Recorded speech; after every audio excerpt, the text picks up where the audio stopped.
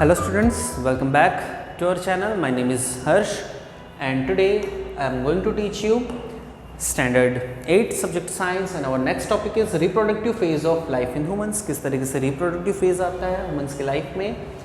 तो adolescents become capable of reproductive when their testes and ovaries begin to produce gametes. जब mail में testis sperm produce करना start कर देगा और ओवेरीज जो है वो एग्स प्रोड्यूस करना स्टार्ट कर देगा तो उनमें रिप्रोडक्टिव ऑर्गन्स की मैच्योरिटी आने की संभावना बढ़ जाती है.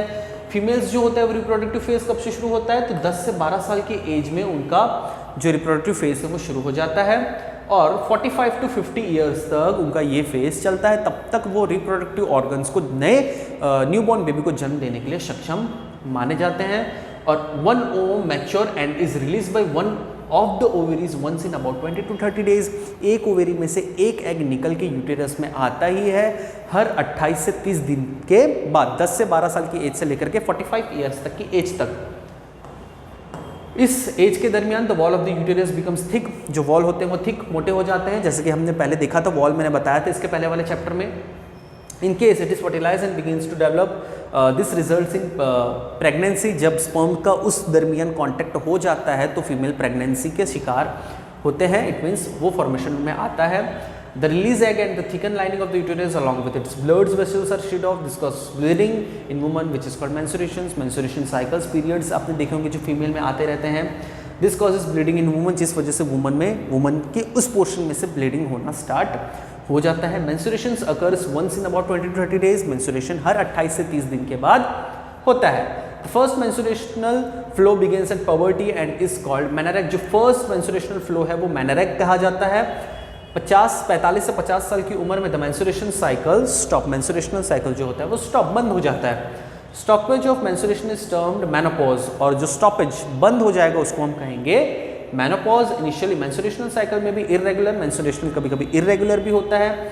It takes some time to begin regular. उसको कुछ समय भी लगता है रेगुलर होने में. जैसे कि मैंने कहा 28 से 30 दिन के बाद आता है तो ऐसा ज़रूरी नहीं. कई बार 45 डेज भी होते हैं, कई बार 30 डेज. इस तरीके के चेंजेस होते रहते हैं, इरेगुलर होता रहता है. Next, menstrual cycle is controlled by hormones. ये भी हार्मोन्स के कंट्रोल में आता है. The cycle includes the menstruation of the eggs. It release thickening of uterine wall and its not break down of if pregnancy does not occur. In case the egg is fertilize it begins to divide and then gets embedded in the uterus for further development as you have learn in the chapter 9. देखिए, अगर sperm का contact हो गया तो फिर नए born baby के लिए फर्टिलाइजेशन करना स्टार्ट हो जाएगा. अगर नहीं होगा तो वो अंडे टूट करके फिर वो नीचे ब्लीडिंग के थ्रू बाहर आते हैं. How is the sex of the baby determined. Sex जो होता है बेबी डिटरमाइंड कैसे करता है तो let's find it out. Boy और गर्ल ये हमें किस तरीके से पता चलेगा.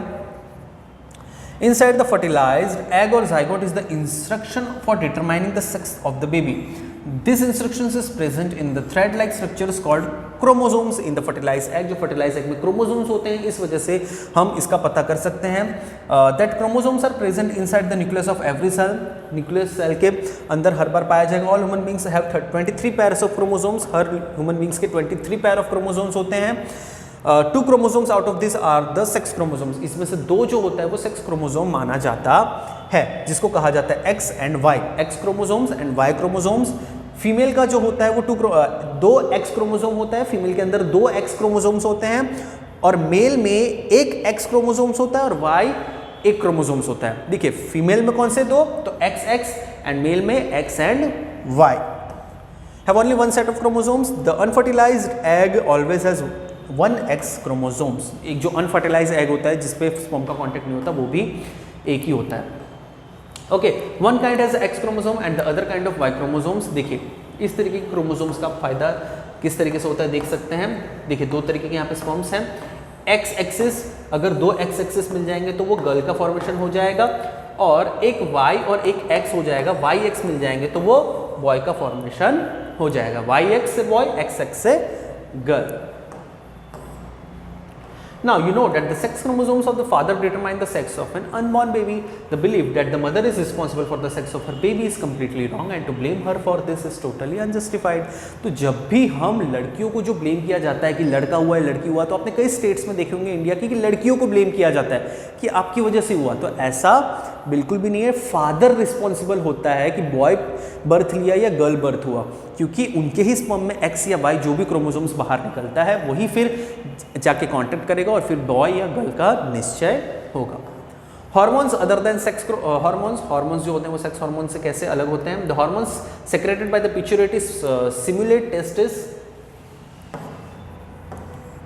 देखिए, and ovaries to produce their hormones. You have already learned that the pituitary gland is an endocrine gland. Apart from pituitary, the testes and the ovaries, there are other endocrine glands in the body such as thyroid, pancreas.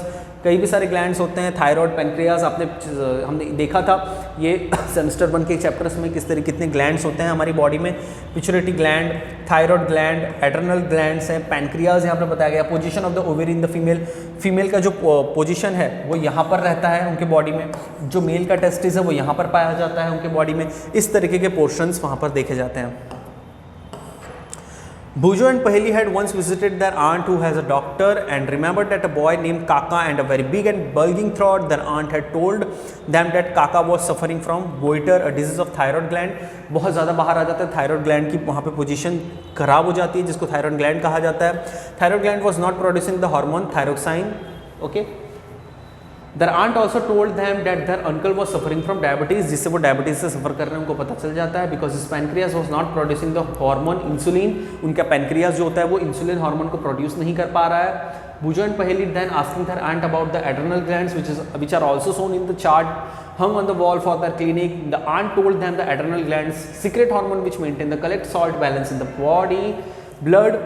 Adrenals also produce the hormone adrenaline. Adrenal जो होता है वो also produce करता है hormones which is known as adrenaline. Thyroid and adrenals secrete their hormones when they receive orders from the pituitary gland. Thyroid and adrenals जो होते हैं वो secrete hormones when they receive, जब उनको order receive मिलता है pituitary through its hormones की वजह से. Pituitary also secrete growth hormone which is necessary for the normal growth of person. पिच्योरिटी जो होती है वो हार्मोन्स को ग्रोथ को सिक्रेट रखता है which is necessary for the normal growth of person के नॉर्मल ग्रोथ के लिए ये ज़रूरी है. Role of hormones in the completing the life history of insects and frog. Insects and frogs की जो लाइफ कंप्लीटिंग होती है उसमें किस तरीके से हार्मोन्स रोल प्ले करता है.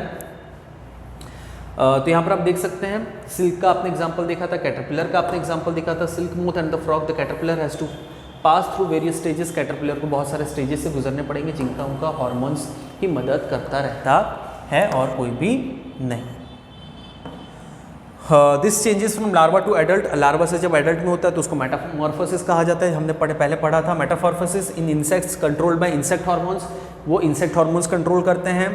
इन a frog control thyroxine. The hormone produce by thyroid, जो थायराइड से हार्मोन्स प्रोड्यूस होते हैं वो कंट्रोल करता है. Reproductive health. The physical and mental well-being of an individual is regarded as an individual's health. To keep the body healthy, every human being at any age needs to have a balanced diet. अपने body को हर as phase में अगर तंदुरुस्त रखना है आपको तो आपको बैलेंस डाइट लेना ज़रूरी है, तभी आप अपने बॉडी को हेल्दी रख पाओगे. The person must also observe personal hygiene. Personal hygiene, आपको अपनी बॉडी क्लीन रखनी है, साफ सुथरी रखनी है, सुरक्षित रखनी है. And undertake advocate physical exercise करना है. During adolescence however this become even more essential as the body is growing. Body grow होता रहता है, इस वजह से एडोलेसेंस में इसकी बहुत ज़्यादा आवश्यकता होती है. Nutritional need of the adolescence के दरमियान न्यूट्रिशनल नीड्स काफ़ी ज़्यादा होता है क्योंकि आपकी बॉडी ग्रोथ कर रही होती है तो आपकी बॉडी को ज़्यादा से ज़्यादा अच्छा खाना चाहिए. बैलेंस डाइट होना बहुत ज़्यादा ज़रूरी है. इंडियन मील के हिसाब से जो भी आपको खाना मिलता है, रोटी, राइस, दाल एंड वेजिटेबल्स, वो एक बैलेंस मील माना जाता है. मिल्क जो होता है वो भी एक बहुत ही अच्छा फूड है जिसको आप लेकर के अपनी बॉडी की प्रोटीन्स की जो भी आवश्यकता है उसको फुलफिल कर पाएंगे. प्रोटीन, कार्बोहाइड्रेट, फैट, विटामिन, ये सारी चीज़ें आपको इक्वल प्रोपोर्शन में चाहिए ही होती है. इन्फेंट्स के लिए मम्मी का मिल्क, मदर्स मिल्क बहुत ही अच्छा एक आहार माना जाता है जो उनकी बॉडी को अच्छे से रखता है. आयरन जो आपकी बॉडी में कैसे बिल्ड होगा, तो जैगरी, वेजिटेबल्स, मीट, कटरस, इंडियन गॉसिबरी, आंवला जो होता है, ये सारी चीज़ें आप खाओगे अपने एडोलेसेंस में तो आपकी बॉडी अच्छी तरीके से ग्रोथ करेगी. ठीक है, तो लंच डिनर के लिए आपको कौन से खाना खाने यहाँ पे बताया गया है. मिल्क, मीट, नट्स, पल्सेस, ये सारी चीज़ें आपको खानी है. चिप्स एंड पैकेट्स और tin snacks through very tasty. ये सारी चीज़ें, चिप्स जो होती है वो पैक्ड जितनी भी आइटम होती है बाहर जो फास्ट फूड होते हैं वो बहुत अच्छे टेस्टी लगते हैं, लेकिन उसे हमें कम से कम खाना चाहिए ताकि आपका बैलेंस डाइट ना बिगाड़ सके क्योंकि वो बैलेंस डाइट बिगाड़ता है. पर्सनल हाइजीन, आपको अपनी बॉडी को क्लीन रखना है, हर दिन नहाना है. आपकी बॉडी अच्छे से क्लीन रहेगी तो आपकी बॉडी अच्छे से ग्रोथ करेगी, आपकी बॉडी को डिजीज से कम खतरा रहेगा. आपकी बॉडी को अच्छे तरीके से डेली वॉश करना रहेगा, क्लीननेस रखना पड़ेगा जिससे आपका बैक्टीरियल इन्फेक्शन कोई भी आपकी बॉडी पर ना पड़े. यूज़ सैनिटरी नैपकिन आपको यूज़ करना है. क्लीन होममेड पैड्स आपको यूज़ करना है. ठीक है, change pads after 4-5 hours as per the requirement. जो फीमेल में मेंस्ट्रुएशनल साइकिल आते हैं, उसमें आपको अपने होममेड पैड्स का यूज़ करना है और वो पैड को हर 4 से 5 घंटे में चेंज करते रहना है और क्लीन पैड्स ही यूज़ करना है ताकि आपको कोई भी बॉडी इन्फेक्शन ना हो। फिजिकल एक्सरसाइज करनी है, physical exercise like walking exercise, बाहरी आउटडोर गेम्स खेलो जिससे आपकी बॉडी फिट एंड फाइन रहेगी और आपकी बॉडी अच्छे से वर्क करेगी। जो भी गंदी आदतें हैं लाइक ड्रग्स एंड कोई भी नशे की चीज़ें हैं उसे हमें दूर रहना है ताकि आपकी बॉडी फिट एंड फाइन रहे, लंबे समय तक आप अपने बॉडी से सर्वाइव कर पाओ, ठीक है। और इससे क्या होगी, खतरनाक बीमारियां हो सकती है, इस वजह से इसे हमें मना करना है। कीवर्ड्स जो हैं Adam's apple, adolescence, adrenaline, balance diet, endocrine glands, estrogen hormones, insulin, larynx, pituitary gland, puberty, reproductive health, secondary sexual character, sex chromosomes, target site, testosterone, thyroxine, voice box, ये सारे कीवर्ड्स आपको वन टाइम अपनी notebook में लिखने हैं। Video pause करके आप देख सकते हो। ओके, यहाँ होता है आपका चैप्टर कंप्लीट। इसके नेक्स्ट वीडियो में हम इसकी एक्सरसाइज देखेंगे। तब तक के लिए थैंक यू वेरी मच।